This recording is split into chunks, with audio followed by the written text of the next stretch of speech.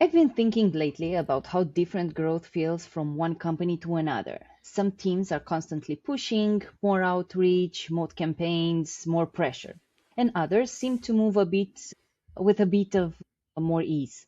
Conversations start warmer, sales don't feel forced, there's clarity, and very often that difference comes down to the brand or when you choose to build it. Today, I'm joined by Elena, head of growth at our agency Stoica. She started in sales and now helps B2B tech companies grow through marketing strategy, brand building. So she's experienced both sides. This is a conversation about building a brand early and why that decision can quietly shape how you grow long term.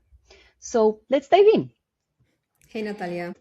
Hi, you started in sales, right? And Yeah. later moved into growth. Was there a point in your sales days where you realized that a brand can influence your ability to sell even before you get on a call with a prospect? Yeah, great question. I mean, to be absolutely fair, I must say that for a long period of time, actually, maybe throughout my whole stance as a salesperson, I didn't believe marketing had a role, let alone branding. I just felt, marketing does nice stuff and they handle brochures and t-shirts and cups and all the other things and events. But I didn't think much of it really. Also, it's fair to say that I was working for companies that didn't invest that much in brand building. So I worked for a software outsourcing company, quite a big one.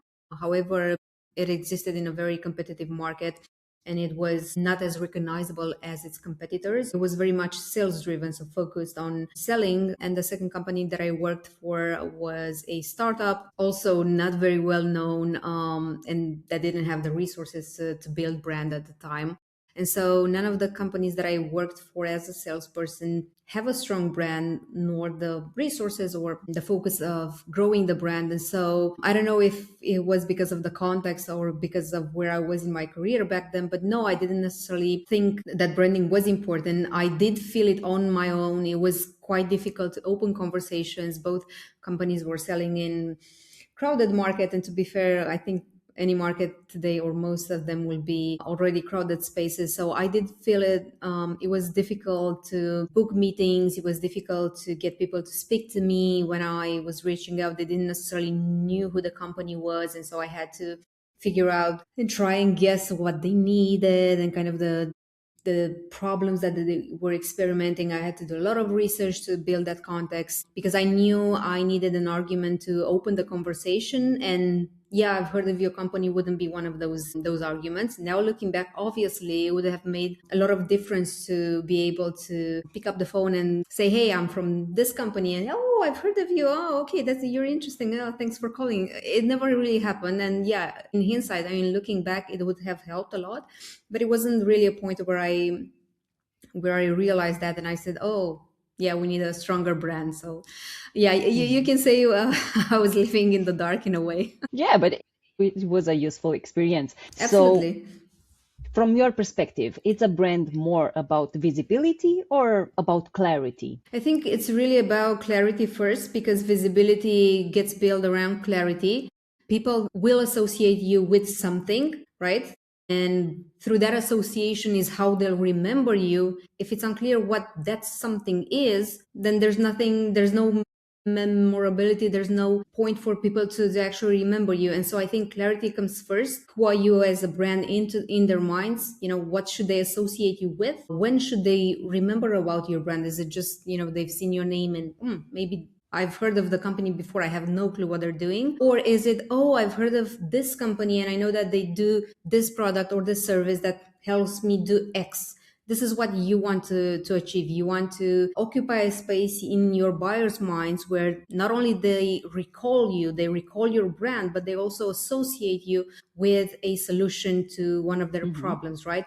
And so clarity definitely comes first, and then comes with clarity, with people knowing what they associate you with, what's your role, when they can buy your brand. Then comes, I guess, visibility, and then comes word of mouth, with where people say, hey, I've worked with, oh, you have the problem of, I don't know, these days I'm struggling with email deliverability. Oh, you need to deliver better emails. I know this company that does that. They've helped me. Oh, right. So it's definitely clarity that comes first, because confused buyers don't buy, they just stop making any decisions. So it's clarity that comes first, and around that clarity, from that point of clarity, better said, is you start building that visibility, and not only visibility but brand awareness and recall, people remembering your brand in buying situations. Makes a lot of sense. And you mentioned earlier the benefit or not having the opportunity to jump on a call where a person would say, oh, I know you, I know your company, I know your product, services, whatever. But what do you think it changes in a sales conversation by the fact that the brand is clear and credible? What do you feel the difference most? I mean, I'm not saying that it never happened. Most of the Mm-hmm. times it wouldn't happen, and it was like probably very few occasions where people were like, "Oh, I think I've heard you." And actually, now that you mentioned, I do recall some, when I was working for the startup, some companies were confusing us with a bigger brand that was doing something else. So the startup was doing video advertising technology, and we were confused with a branding agency because the name kind of sounded the same. And yeah, actually, now that I remember very clearly, someone telling me, "Oh, you're from Brandiant," was the name. I don't know if that's okay to say it. Oh, you're from Brandiant. I've heard of you, and your founder is so smart, and she does a lot of things. I was like, "Yeah, that's so nice," but it's not us. So it must feel great to be recognized. What's changing is people associate you with, a company that they trust, and we all Mm-hmm. buy products and services from brands that we know and trust, right? Because when you exchange money or time for a product, usually money, you want to be reassured, and make sure you're making the right decision, right? So Mm-hmm. unless it's a one-time purchase of small value, you will want to do some research, and you will want to buy from someone you've known, someone or a company that's been recommended to you.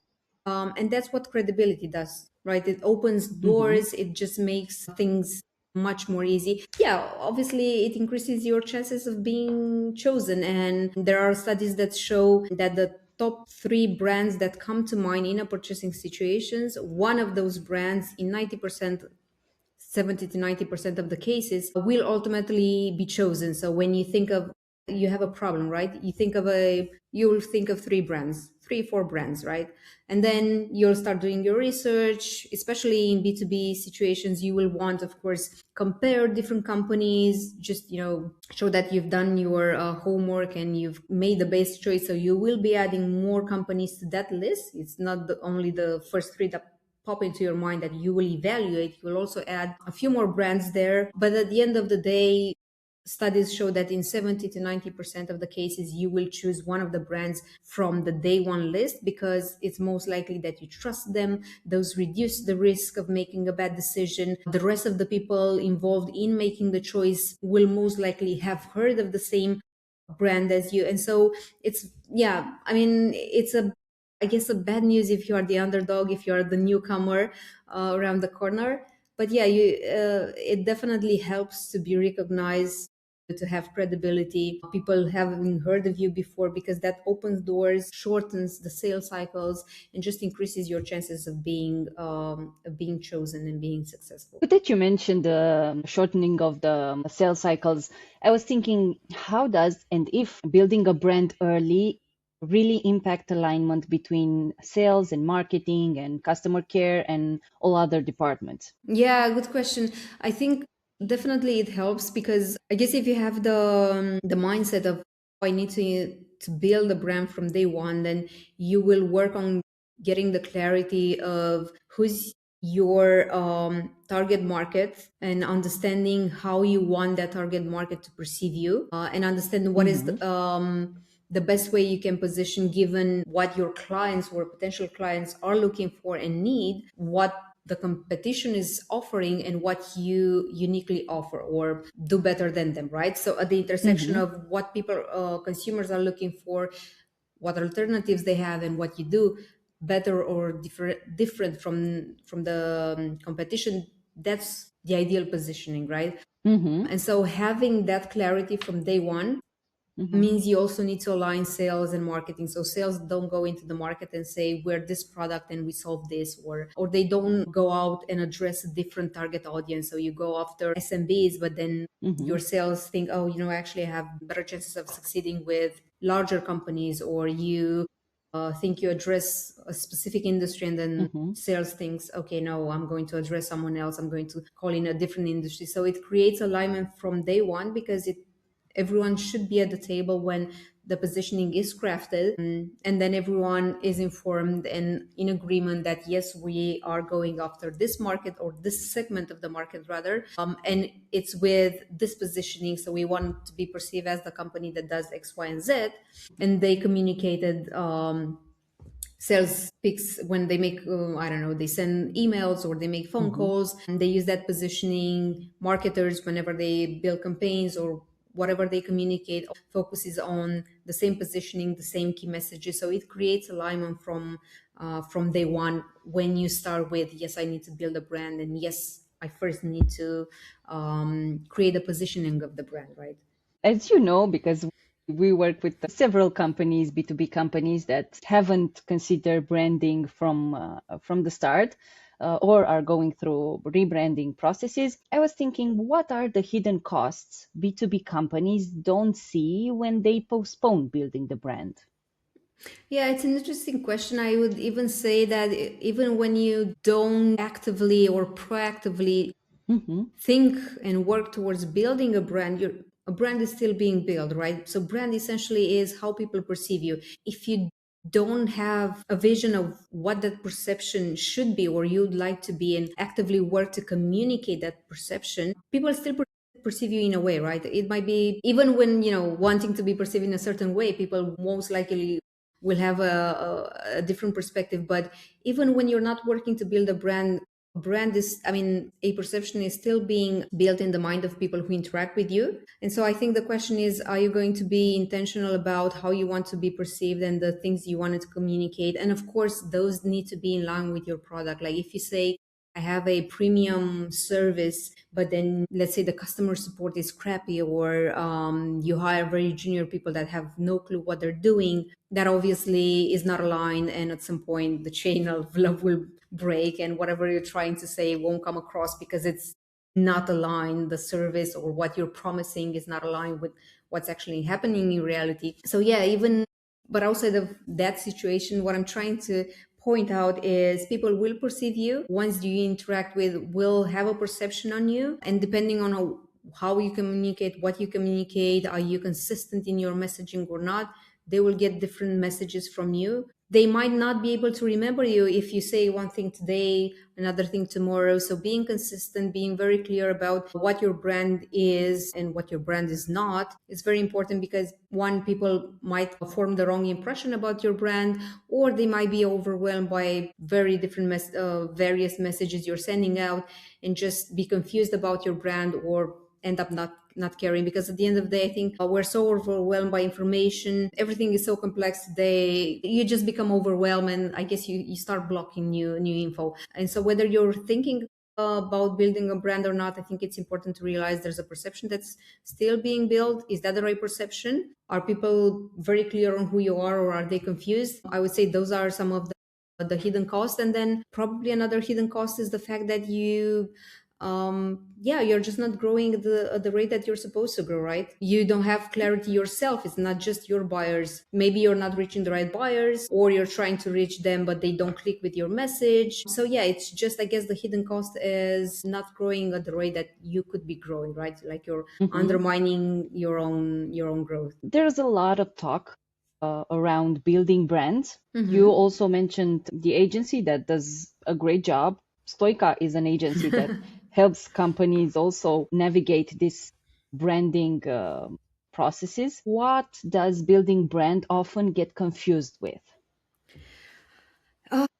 Yeah, that's a good question. I mean, I don't know if it gets confused with, or people have this perception of, I think the mistake that I see, and I don't know if it's gets confused with, but the mistake I see people making is oh, we should be investing in campaigns that bring results in the next quarter, right? And if they Or don't, yesterday?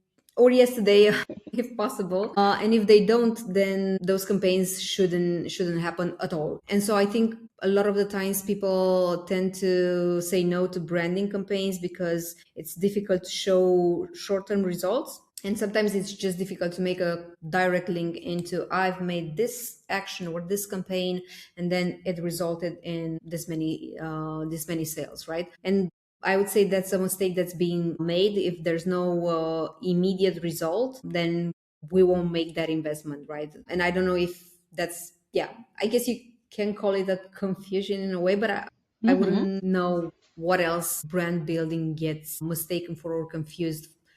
Yeah, that's what I would say, that people make the mistake of judging the results you should see from brand building Mm-hmm. through the same lens as a sales activation campaign. And in fact, what data shows is that when you have brand awareness in the market, it will actually enhance the performance of your short-term sales activation campaigns, right? So when you ask people to, hey, come buy from me, and there's this offer you can benefit from. If it's a company that they've known for, there, it's going to be easy for them to say yes to that proposition, and then that campaign gets better traction and better results than if it's a newcomer no one has heard of. Mm-hmm. And I would also add that brand building, as a misconception in our clients' mind, is big investments. This is one thing because, and I have a question here on what companies can, what assets can build. Another one is that it's not important, or it's not a decision between brand building and lead generation. It's not. Yeah, it should be both in different proportion, but definitely it's not a question of either or. It's, yeah, how much do we invest in brand building and how much do we invest in lead gen, demand gen, however people Mhm. call the short-term campaign, so to say. Yeah. And from your experience, what do you advise people and clients when it comes to balancing short-term revenue pressure with long-term brand building? The general recommendation, if you read the work of Les Field and Peter Binet, as they say, it's 60-40, 60% for brand building, 40% short-term campaigns. 60% of your marketing budget for the year should go towards brand building, 40% towards short-term. However, it does depends across categories and types of products. Consumer mass market kind of product, then brand building is even higher than that. That would be like a rule of thumb, right?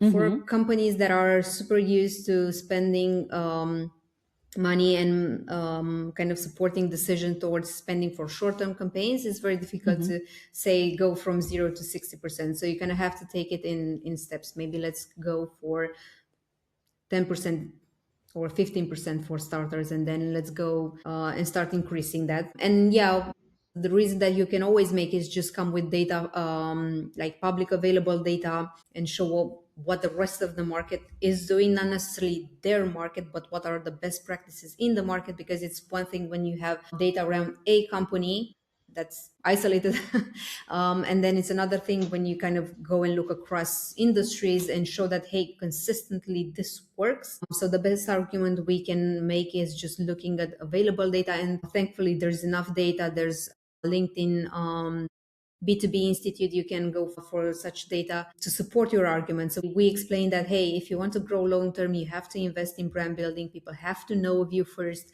90% of your market, or even more than that, is not in buying mode. They're not actively looking for products or services like the ones that you sell. Only 5% of that market is. And so if you're always focusing on that 5% and just converting those 5%, it's always going to be very difficult to grow, because out of those 5%, considering that you might not be the first choice, you're basically shooting yourself in the foot if you're leaving the rest of the 95% of the market out of the table. So you do need to always think in perspective. So yeah, I'm going to focus on reaching as well as they can the 5% and getting to them and converting them. However, you always need to think of the next cohort that will go into market, and preparing them and getting in front of them early, before they actually become ready to buy. So yeah, again, if you're thinking 5% versus 95%, if you just focus always on those 5%,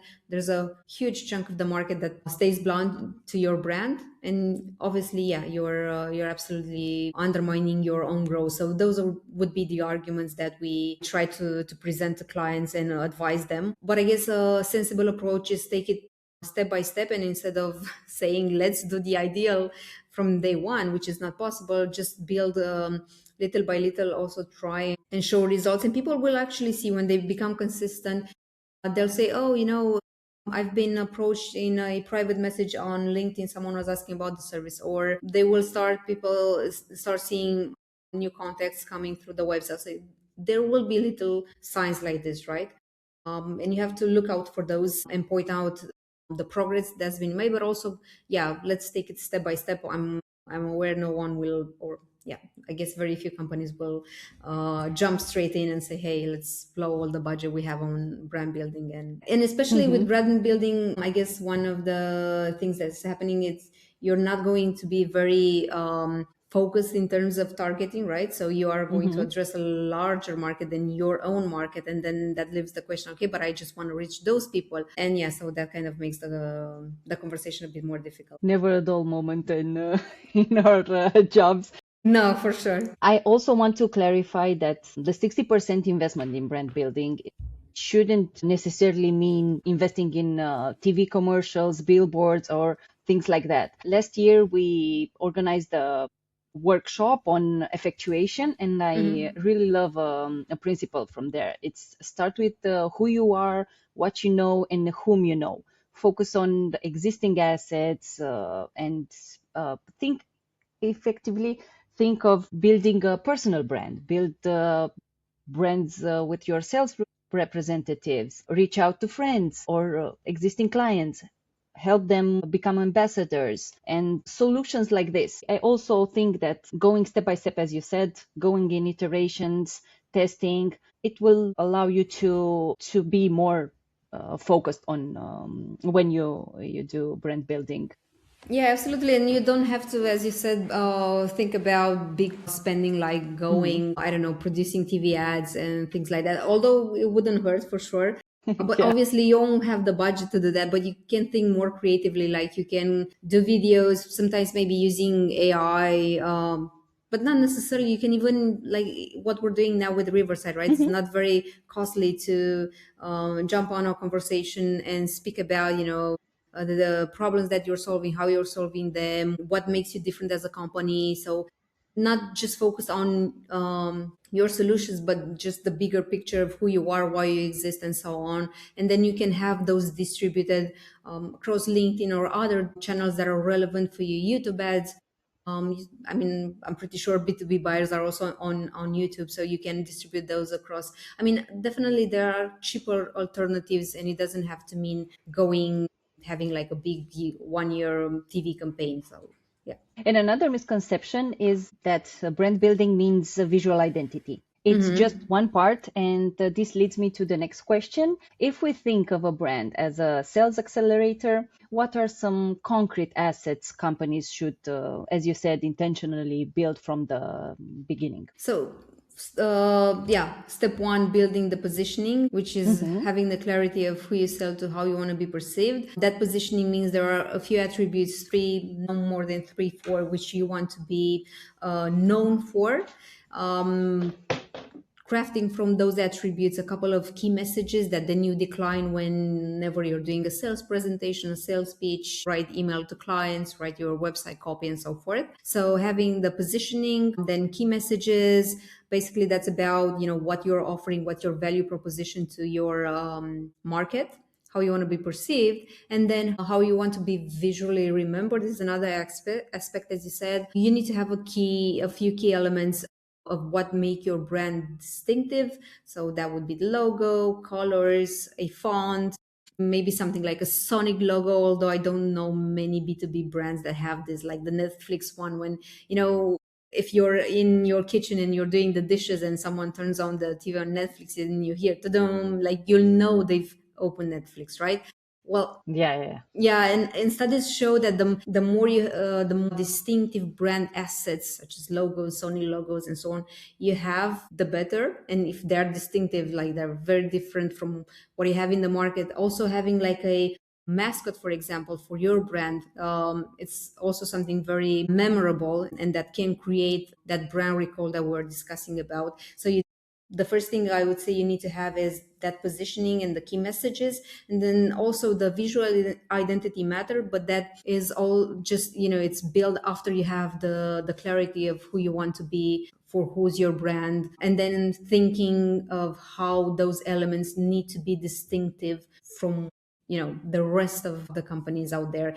And you'll need a few different visual elements. It's not just one, just the logo. It's the logo plus colors plus sounds, jingles, typography, yeah, different kind of things, but definitely it's not just the visual element. And never forgetting for whom you're building all this. Just go out and test it, see how people react to your branding, to your positioning, and build with them. Cool. If a B2B company founder would ask for faster growth, where do you recommend for him to actually focus mostly? So yeah, first things first is know your market for sure, know your target audience, understand what problems they have, what challenges they have, what goals they're trying to achieve, and where your solution fits. So having that understanding will allow you to craft a clear positioning.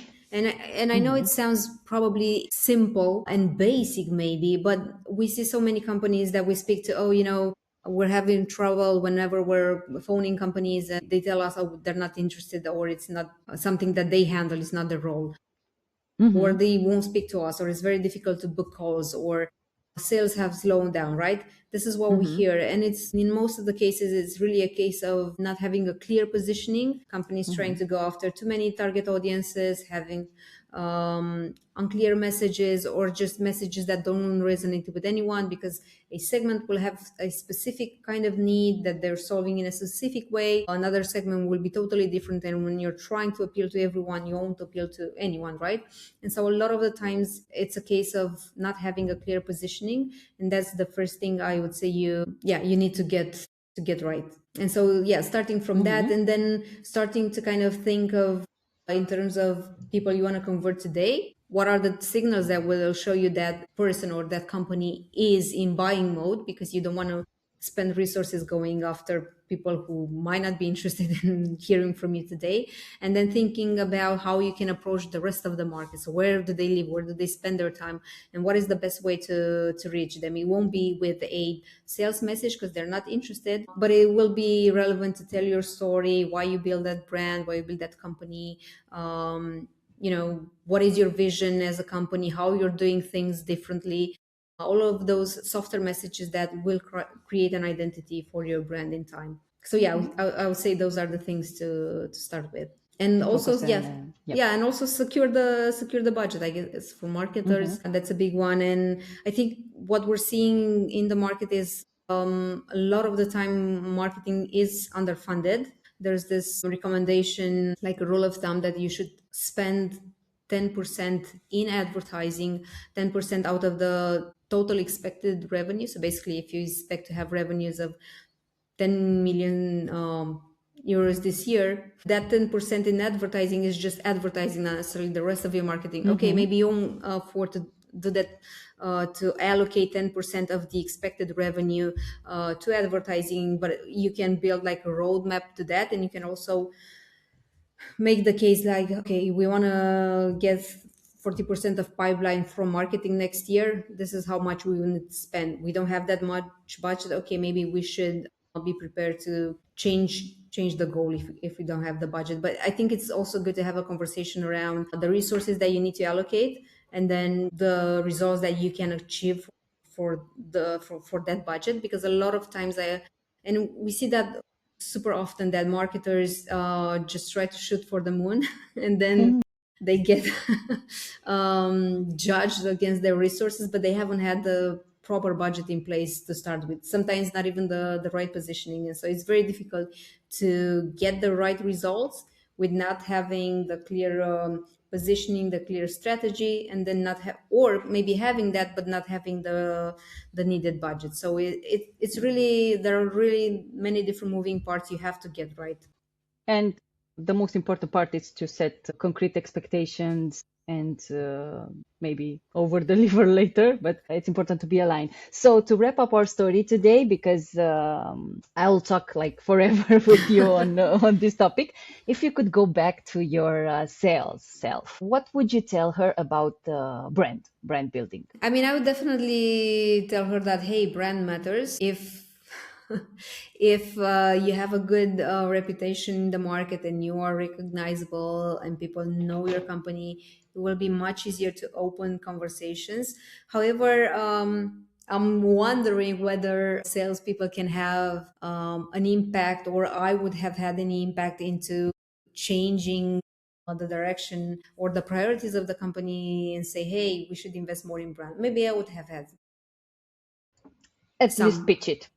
Yeah, at least pitch it. At least pitch it. I think in my defense, what I did believe in at the time, and I still believe, is educating the buyer, not just Mm-hmm.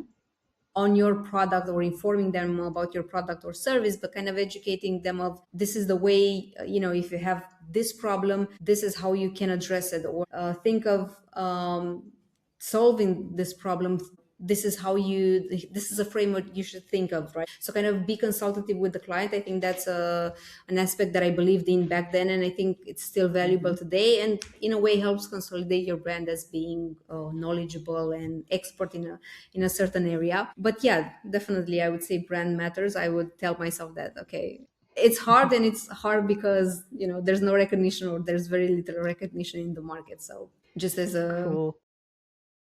pat on the Heads back. up. Yeah, or a heads up. If there's one thing to take from this conversation is that brand is something you build. It is not something you build when you have time, but it's something that shapes how you grow from the Mm-hmm. very beginning, and it needs to be included in everything you do. So, Elena, thank you so much for this honest and grounded conversation. As I was saying, I would talk like a lot with you on this because our perspectives are aligned here. Mm-hmm. And for those listening, if you're building something today, take a moment to think about the foundation you're laying. It might shape your growth more than any tactic ever will. Maybe the real question isn't how do we generate more leads? Maybe it's how easy are we to trust? Mm-hmm. See you in the next episode of Frontline Insights. Elena, thank you so much. Thank you, Natalia, and thank you, everyone. I do hope at least we've given you a little bit of things to think about, for sure. Yep. Thank you. Bye bye.